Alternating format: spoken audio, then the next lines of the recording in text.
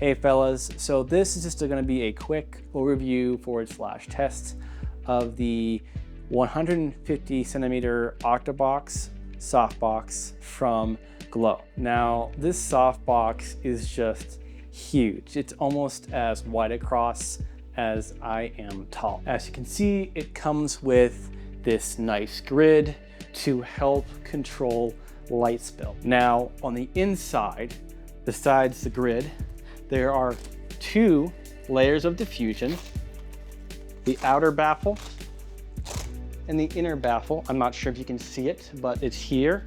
And then there's also a reflective disc to help eliminate hot spots.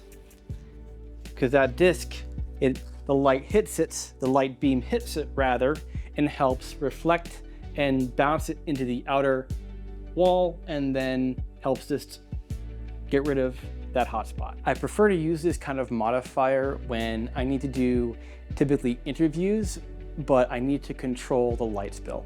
I usually prefer doing interviews with a huge, like 7-foot umbrella with a diffusion layer. But in some situations, I just don't want all that light spill. And that's where something like this massive softbox with the grid is quite helpful. Now, a quality that I love about big sources is the soft light that they produce.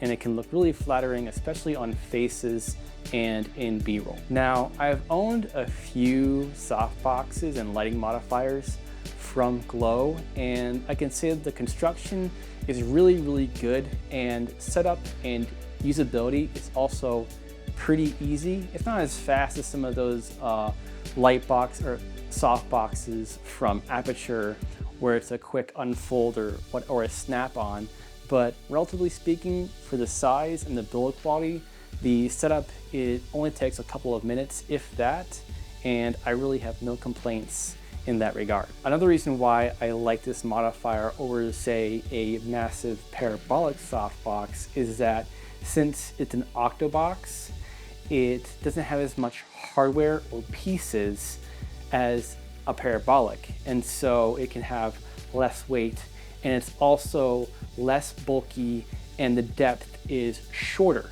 because it's not trying to be a parabolic shape. It's just an octabox, and so it can be a shallower modifier. But do keep in mind that you want to have a sturdy and strong light stand when you're hooking this up, because if it's too flimsy, it will definitely bend and may even break your light stand.